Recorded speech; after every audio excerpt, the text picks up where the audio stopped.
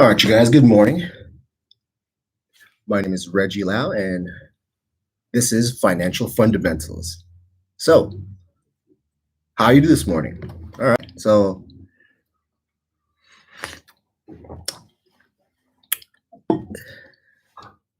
make sure I got everything set up here. Yeah, okay, so welcome for anybody who's out there. I think there is one person out there I see joining in. I appreciate that. So, you know what? First, I'm going to open this up. So, I was at California Adventure yesterday with my family, having a great time at the Avengers campus. I got this. I was like, yeah. So to kick off the show, I got to make sure that I get an iconic mug. Well, I got to wash it first before I even use it. So let me just take this off. All right. Financial fundamentals. All right. So what are fundamentals, if you think about it? Well, something that is foundational, something that is necessary for you to be able to function. Fundamental, right? So let's extract that. We're going to break that down. We're going to decompose that word fundamental. So first, if you can notice that I highlighted fun in there and then mental, you'll notice something that's really what kind of process I want you to take this from. So my starting point. So a little bit more about me, so I was born and raised in the Philippines. I grew up in Manila, moved to Cebu at about 6 years old, and then from 11 on, lived in Long Beach, California, right here. So Bixby Knolls is where I'm at right now. It's a great place to be at, great place to do business, to raise a family. It's just, it's a booming town in a sense. It's a small town feel, but you got that big city resources. That's what I would say about Long Beach. Yeah, big city resources, because in this little pocket right here, you just have this nice coalescence of resources. So that's how I'll leave it at that. So fundamental for me growing up was, I had this, I would think I really grew up identifying with the mindset that I thought differently. I was thought differently. That was my mentality. I thought differently. So like I even like growing up, I was like, the way I thought about taking tests, the way I thought about interacting with people, I thought a little bit more outside myself than, I don't know, maybe someone can relate to that. Great. I thought I was being different, but maybe I'm not, right? Maybe not. So, but in middle school, 8th grade, and here's where I'll start this, right? With the business side. So I was in yearbook.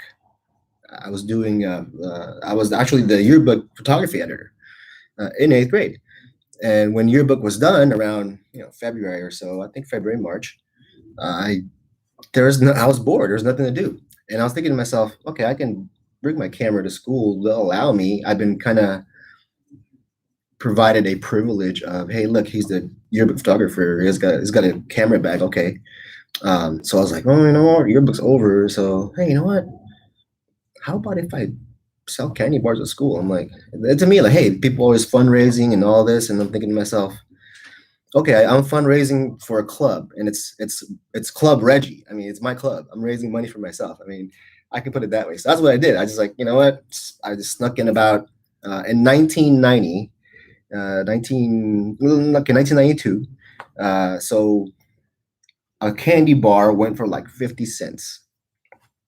My mom opened my mind up to like, whoa, the possibilities, right? She just said, why don't you come with me to Costco? I'm like, okay, I'll come with her to Costco. So I went with her to Costco, walked around, and I'm like, cool. So they still have those per unit prices on the tags, right? So candy bars, I walk by, hey, candy bars, 12-year-old, 13-year-old, like that resounds, right? I'm like, cool. I'm like, wait a minute.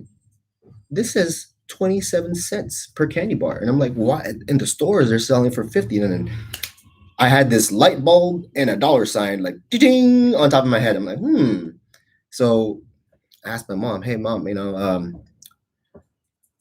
would it be okay if I borrowed about $70? And I wasn't sure if I was that specific, $70, but that was how much it costed to buy about 6 boxes of different kinds of chocolate Kit Kats. Hey, I'm not sponsored here. I'm not getting any money. Hopefully, I'll get sponsored, right? Hey, Kit Kats, Mars bar, right? Um, I had some Snicker bars, Milky Ways, Three Musketeers. I was testing it. I tried a few things, right? Like, let me get through these bars, try them out, test the market. I had some suckers too. I got some of those blow pops. So I was like, all right, cool. Got them, put it up, and then brought them in my camera bag, brought it into school. I was 13. I genuinely maybe didn't know. Didn't know like the consequences of uh, selling candy bars for my own benefit at school. Like someone like stopped me, hey, like is that really for a club? I'm like, I think I didn't know I was using a tactic of this. It's basically having the reputation of, hey, look, he's just he's the photographer, you're a photographer, and he's a nice guy, oh yeah, and he's probably raising money for his club with he's probably in a club or something, he's, hey, sure, no problem. No one really questioned me, right? It was like, oh yeah. So I just went with it. So I was making $80 before lunch, and in middle school in 1992, inflation adjusted, that's like $120 today. Imagine that. Imagine a 13-year-old hustling for $130, $140 before lunch in middle school, eighth grade, right? I don't know. So fundamentals. What was it? I took a risk. I tried it. No one stopped me. It was, so fundamentals, man. I was having fun. I was learning stuff. It was like, so that's really the basis of this. It's think about this, right? If you don't start at a certain point, where, when, right? I was 13 years old. I was, I don't know, maybe it's genetics, I don't, so, okay, so you're saying, okay, you're Filipino, right? Okay, great. I was born in the Philippines, right? Okay, good. But are you actually Filipino? Like, Spanish, pygmy, whatever, Filipino? No, you know what? I'm 100% Chinese. A lot of people get shocked by that. Actually, my own wife got shocked by that when she found out, and then that was after we got married. So, things like that. Telling you. So fundamentals. Let's move on a little faster here. So now we get to high school, right? High school, great. You're learning stuff. You're figuring it out. You're growing up. I was in ROTC, marching band. I was integrated. I loved going to school. It wasn't like you didn't have to like my parents did not have to tell me to do my homework. They didn't. I just had fun. It was just what was more interesting was that it all kind of felt easy. So, oh, this is easy. Oh, cool. I'll succeed. That's complacency. Be careful with that. If you're at a certain age now, you're like 13, 14, 15, 16, and you're going, oh, this is too easy. Well, hey, think about why it's too easy. Maybe you're not being challenged enough, and maybe you're just trying to skate by. You don't want to stay complacent. You don't want to stay stagnant. That's also a mentality, right? Not that you're gonna be like, Kobe Mamba mentality. I'm gonna beat you, yeah, I'm gonna slam dunk on you. I mean, at some level, Kobe's got that mentality in his head, but like when he interacts with people interpersonally, you don't get that. And that's what really stood about him as an individual. So the mentality is, yeah, inside my head, I'm super cocky. I can do anything in my head now. You know, as much as my wife will tell me otherwise, right? It's okay. It's in my head. So, and then think about that, right? I do need somebody to like, hey, so where do you start? Where do you start? Right? We all know the answer. We all Think about it. It's within us, right? You got to be the change you want to see in the world. You have to understand that, saving, investing, yeah, it may be tricky, it may be tough. Oh, I don't make enough. Oh, I have to pay all my bills. It's done. So, you know, if there's one thing I learned from entering a business that involved recruiting and selling, just we'll leave it at that. There's many like that, right? There's one thing I took from that business was that personal self-development is the key. Finding out about you, finding out what drives you, finding out what you can be passionate about, finding out what you can get some juice about. Juice. What does that mean? Juice. Join us in creating excitement. What excites you? What's going to excite you? What is it? What is it? Can that be monetized? I bet you it can. Can it be something that you'll never get bored of? Yeah. If you find the right thing,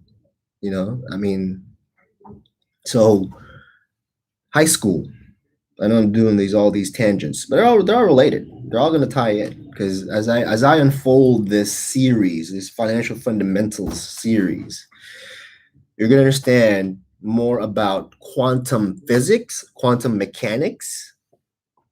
Time may be fluid, but if you can insert your hand in the flow of stream of water and extract information, that's time travel to me.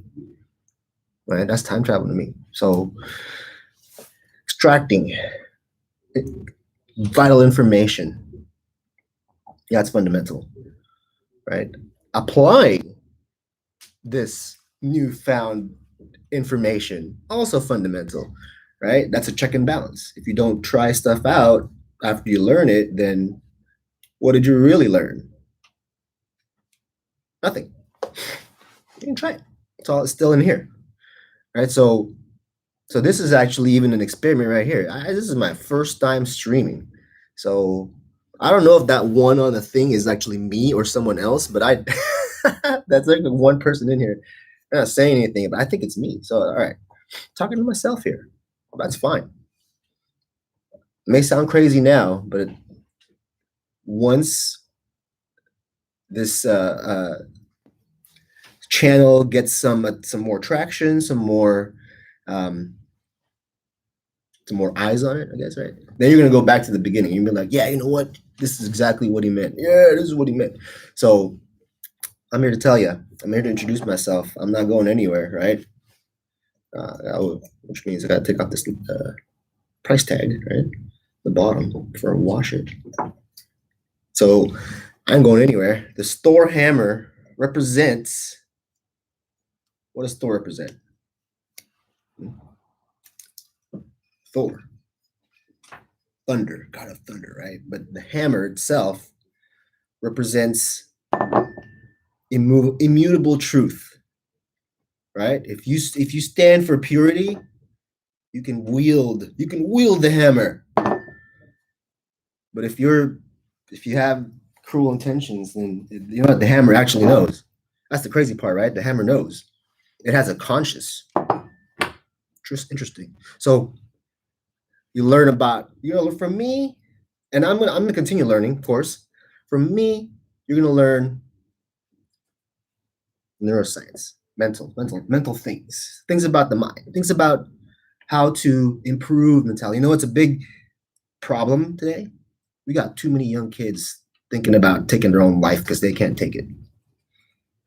Now, am I a foreigner to that concept? No. Did I think about doing that myself at some point in my life? Yeah.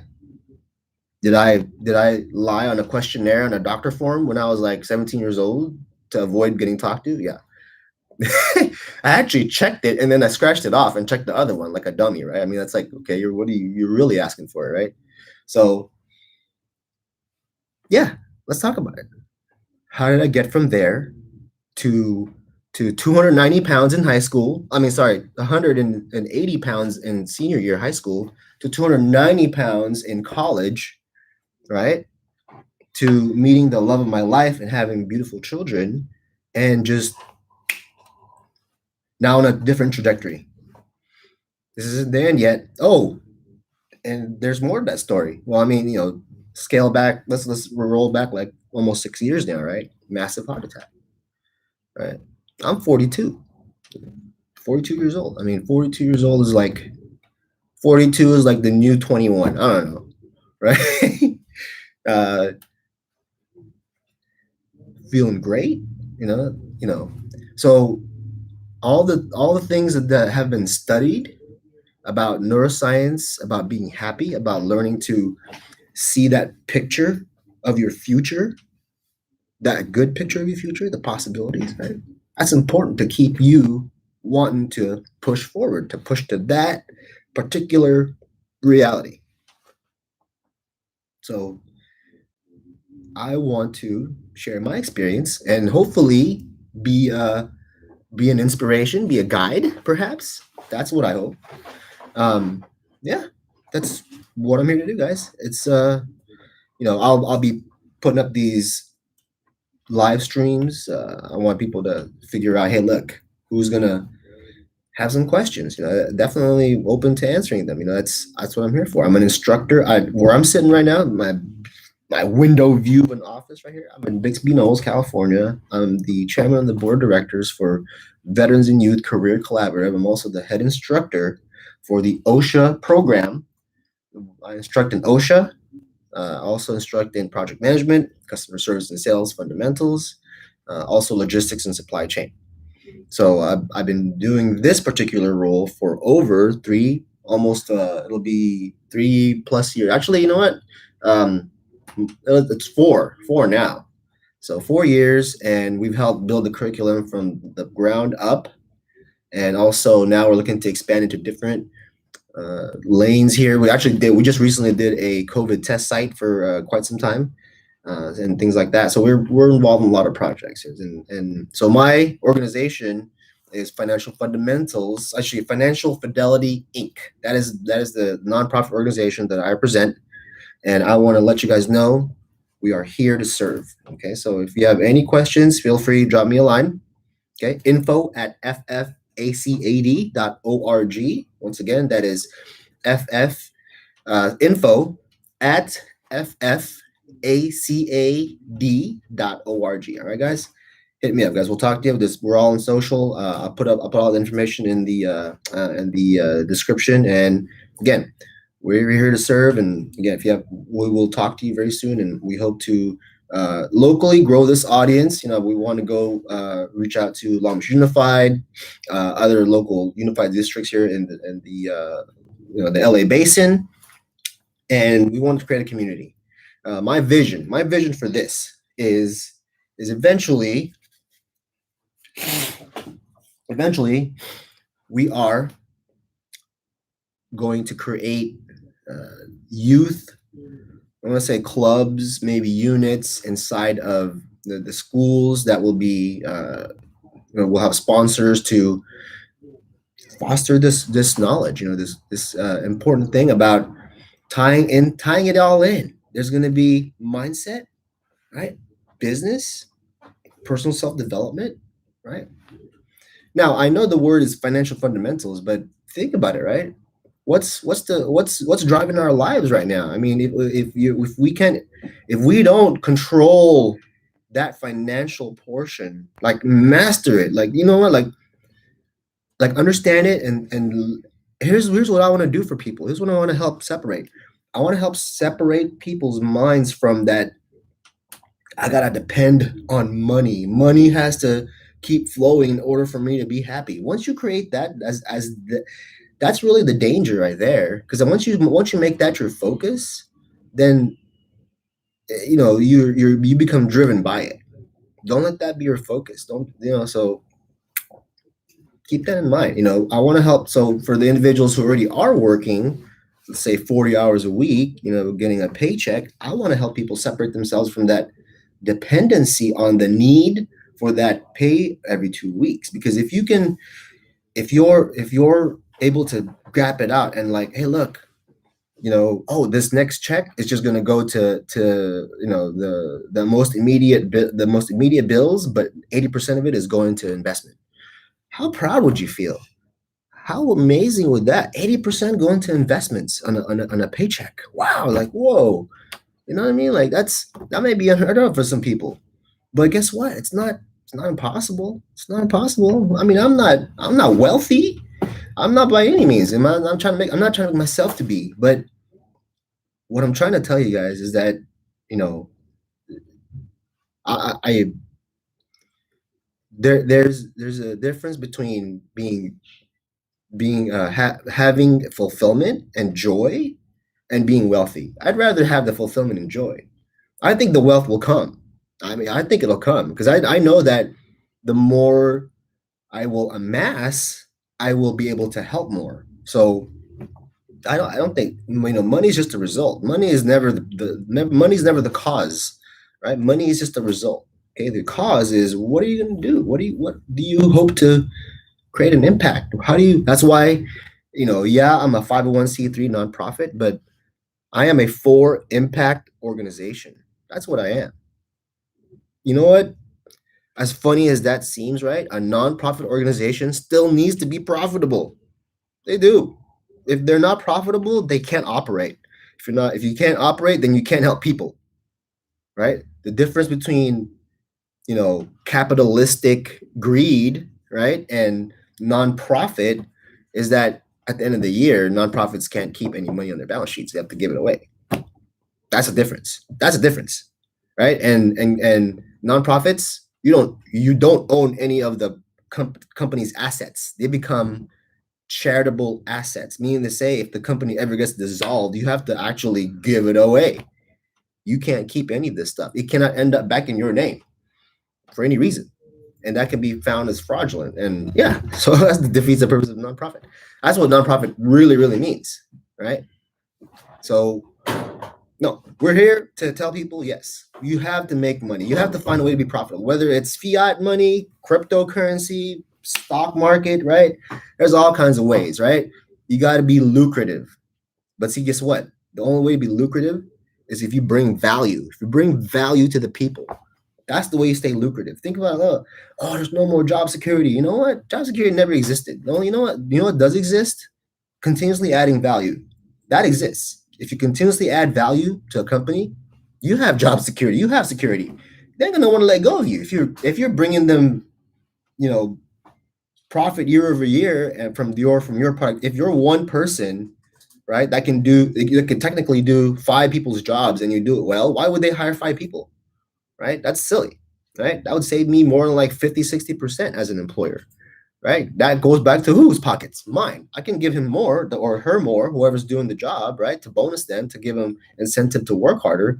But if you find someone like that, that's an asset, right? You're gonna fire that person?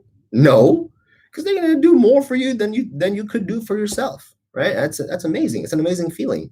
I'm starting to see some of that now. I'm starting to realize some of that now. So at 42, I got ways to go, man. So I'm glad I didn't die in the heart attack. At that point in my life in 2015, I'll tell you right now and be honest, right? I was like, okay, what? I mean, if it happens, it happens. Now I'm like, you know what? Yeah, I have to be around. I have to be around, not just for my kids, absolutely, right? That's like number one, right? But number two is how am I going to be able to share the story, create the impact if I don't take the first step. I think that's a lot of people fall into that trap. It's like, oh, what people think? Oh, you know what? At 42, I realized it's about, you think about image, right? Image. And I had a thought about that over the weekend. So, while you should not care what people think about you, right? You should care about how you behave around others, right? You should care about how you behave around others. While you shouldn't care about what people think, you should care about how you behave. So, with that, caring about how you behave, what should you do? Really, you should learn more about you. You should learn about how you can work at your optimal best. You should learn about how you can create value and add uh, add value to a team or add value to a cause, right? So that's, this is nice. This is a nice 25-minute soapbox. It's great. And I know people are going to come back and watch this first video. This is a start. This is a starter video, and that little storyline of how, where I am now, coming from that. I think that if you could relate to that story one little bit, you're going to want to stick around and find out how I got there. Because, and again, it's not, you know, once you figure it out, you do it on your own. I'm going to share you a lot of resources. Like, there's a lot of people I want to introduce you to on YouTube, on, wherever platform they're on. They're on books. They do seminars, and there's a lot of. I mean, I haven't been to a lot of any of the seminars, and I'll tell you what, you probably don't need to. They cost a lot of money. I mean, maybe one day if I can just drop it on the dime and go, sure, I'll do it. But at this point, there's plenty enough on the internet. There's plenty enough on YouTube that if you just, and I'm not here to steal any of those guys' thunder, because they all brought me value. They all brought me things that I could use, right? But what am I here to do? I'm here to bridge that gap, right? There's a lot of us here on this planet, right? I'm here to bridge a gap between that 13 to 18 to 24, that youth gap right there. Yeah, I think you guys are real smart. You guys are real smart, but you guys are also really bored. You guys are really bored. The pandemic even bored you to even more, right? But what can you do? Start learning about yourself. Start learning about neuroscience. What the hell is neuroscience? Neuroscience is the study of your brains. Understand how brains work. You're gonna be like, whoa, really? Our brains work that way? And then the more you figure it out, the better you can interact with people. And when you can better interact with people, then now you can inspire them. If you find the right people to inspire you, right, then it's going to be simpler to inspire others. Simpler. It's just going to be, it's fun. This is fun. I mean, if you really think about where I came from too, from a standpoint of public speaking. I mean, I wasn't too terrified of public speaking, but I was bad at it. It was horrible, man. It was I would stutter, and there would be times where I would just give up because I give up trying to get a message across to a person because I would stutter so much. I was like, I know what, never mind. So, yeah, if you can relate to that, then there's I'm telling you, right? Neuroplasticity. There's this new, we can look that up on Google. Neuroplasticity. It tells us that you are not finite. You're not definite, right? Your genetics don't define you. They have an influence, but they don't define you, right? The way you think now has a way to not say manipulate, but has a way to adjust how you're feeling, because you can't, your environment can affect you, but if you're not okay here, then that can really throw you out of whack. So that's what I want to do. And coming on 30 minutes, guys. I'm here. If you're still here, man, you're a champ, because you're listening to me. That means you're seeing the value, and you want to continue on this quest for yourself. You're curious now. You're curious about what's going on with you. If you're curious with what's going on with you, that is the right questions to be asking. That's the right questions. You need to figure out who you are, who I am. While I don't exactly, I'm not going to tell you like, oh yeah, I know myself 100%. Yeah, no, I am a continuously evolving person, right? So there are some core values within me that don't change. Core values within me, like my principles, my beliefs. Those beliefs don't change. But what does change is how I can see the world, how I can interact with it, and how therefore, I can just help more people. That's where I'm at with that. So again, this is me, Reggie Lau, signing off, right? You need to hit me up. I got a phone number, so I'll give that to you guys now. It is 562-208-2812. Once again, that is 562-208-2812. Details in the description. All right, guys? All right, I'm ending it now. Have a great day. It's really a Monday, but it's Tuesday. It's weird, right? After a holiday. And let's make it awesome, guys. Make it awesome. And we'll be back. I'm going to put some announcements out for the next live stream.